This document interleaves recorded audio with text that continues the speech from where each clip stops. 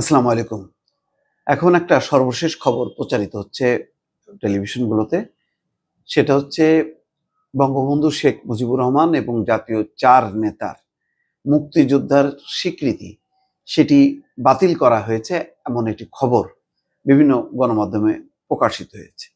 এর কারণ হচ্ছে মুক্তিযোদ্ধার যে সংজ্ঞা সেটা পরিবর্তন হয়েছে। যারা সরাসরি রণাঙ্গনে লড়াই করেছে তারা বীর মুক্তিযোদ্ধা হবে, আর যারা রণাঙ্গনে লড়াই করেনি মুক্তিযোদ্ধার সহযোগী হবে, এমন একটি ব্যাখ্যা বা সংজ্ঞা পরিবর্তন করা হয়েছে। এই প্রেক্ষিতে সবাই বলছে যে বঙ্গবন্ধু শেখ মুজিবুর রহমান, তাজউদ্দিন সহ জাতীয় ৪ নেতা এবং শেখ মুজিবুর রহমানের যে মুক্তিযোদ্ধার স্বীকৃতি বা খেতাব সেটা বাতিল করা হয়েছে। কিন্তু এটা বলা হচ্ছে যে না, এই বক্তব্যটা সঠিক না। এমনকি সার্জিস আলমও বলছেন যে তাজউদ্দিনের মুক্তিযোদ্ধার স্বীকৃতি বাতিল হয় কিভাবে, এই একটা প্রশ্ন তুলেছেন, যেটা গণমাধ্যমে প্রকাশিত হয়েছে। কিন্তু আজকে মুক্তিযোদ্ধা বিষয়ক মন্ত্রণালয়ের উপদেষ্টা ফারুকী আজম বক্তব্য রেখেছেন এবং তিনি বলছেন যে বঙ্গবন্ধু শেখ মুজিবুর রহমান সহ জাতীয় ৪ নেতা সৈয়দ নজরুল ইসলাম, তাজউদ্দিন আহমেদ, মোহাম্মদ মনসুর আলী এবং এইচ.এম. কামরুজ্জামান মুক্তিযোদ্ধা হিসেবেই বিবেচিত হবেন। সচিবালয়ের সাংবাদিকদের বলছেন, মুজিবনগর সরকারের মধ্যে কে ছিলেন? শেখ মুজিবুর রহমান, সৈয়দ নজরুল ইসলাম, তাজউদ্দিন আহমেদ, মোহাম্মদ মনসুর আলী, এইচ.এম. কামরুজ্জামান এবং খন্দকার মুশতাক আহমেদ ছিলেন। তারা সবাই মুক্তিযোদ্ধা। মুক্তিযোদ্ধার সংজ্ঞায় পরিবর্তন এনে এক অধ্যাদেশ জারি করে জাতীয় মুক্তিযোদ্ধা কাউন্সিল আইন সংশোধন করেছে অন্তর্বর্তী সরকার। গতকাল মঙ্গলবার রাতে এই প্রজ্ঞাপন দেয়া হয়। অনেক গণমাধ্যম খবরে প্রকাশ হয় শেখ মুজিবুর রহমান সহ ৪ শতাধিক নেতার মুক্তিযোদ্ধার স্বীকৃতি বাতিল করা হয়েছে। তবে মুক্তিযুদ্ধ বিষয়ক উপদেষ্টা ফারুকী আজম তার নাকচ করে দিয়েছেন।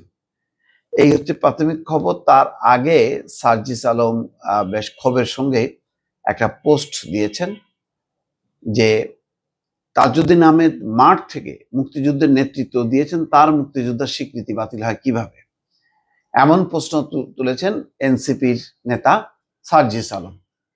তার ফেসবুক পোস্টে তিনি বলছেন যে মুক্তিযুদ্ধের শুরুতে ইচ্ছাকৃতভাবে পাকিস্তান সেনাবাহিনীর কাছে বন্দী হয়ে বিজয় পর্যন্ত শেখ মুজিবুর রহমান পাকিস্তানের জেলে বন্দী ছিলেন। মুক্তিযুদ্ধের পূর্বে তার গুরুত্বপূর্ণ অবদান থাকলেও মুক্তিযুদ্ধ চলাকালীন তিনি সরাসরি মাঠে ছিলেন না। তিনি বলেন, তাজউদ্দিন আহমেদ মাঠে থেকে মুক্তিযুদ্ধের নেতৃত্ব দিয়েছেন, তার মুক্তিযোদ্ধার স্বীকৃতি বাতিল হয় কিভাবে? এনসিপির এই নেতা বলেন, মন্ত্রণালয়ের কাজ ছিল মুক্তিযোদ্ধার নামে সুযোগ সুবিধা নেওয়ার জন্য আওয়ামী লীগ আমলে যারা নতুন করে মুক্তিযোদ্ধা সেজেছেন এবং ভুয়া মুক্তিযোদ্ধা তাদেরকে খুঁজে বের করে তাদের মুক্তিযোদ্ধার সনদ বাতিল করা। আসলে এটাই করার দরকার ছিল, আর মৌলিক কোনো কাজে হাত না দিলেই ভালো হতো। কিন্তু তা না করে মুক্তিযুদ্ধ চলাকালীন মাঠে থেকে যারা বিভিন্ন গুরুত্বপূর্ণ ভূমিকায় সরাসরি অবদান রেখেছেন তাদেরকে মুক্তিযোদ্ধা তালিকা থেকে বাতিল করার মতো অপ্রয়োজনীয় কাজ কোনোভাবেই কাম্য নয়। ইতিহাস যেন কখনো ক্ষমতাসীনদের পক্ষের না হয়, ইতিহাসকে ইতিহাসের মতো করেই চলতে দেওয়া উচিত।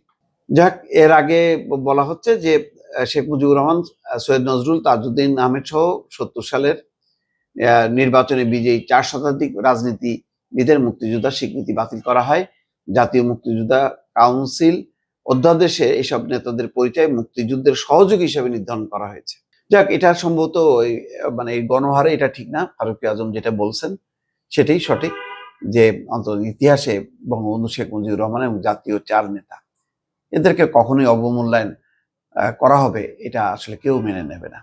দর্শক ভালো থাকবেন, আল্লাহ হাফেজ।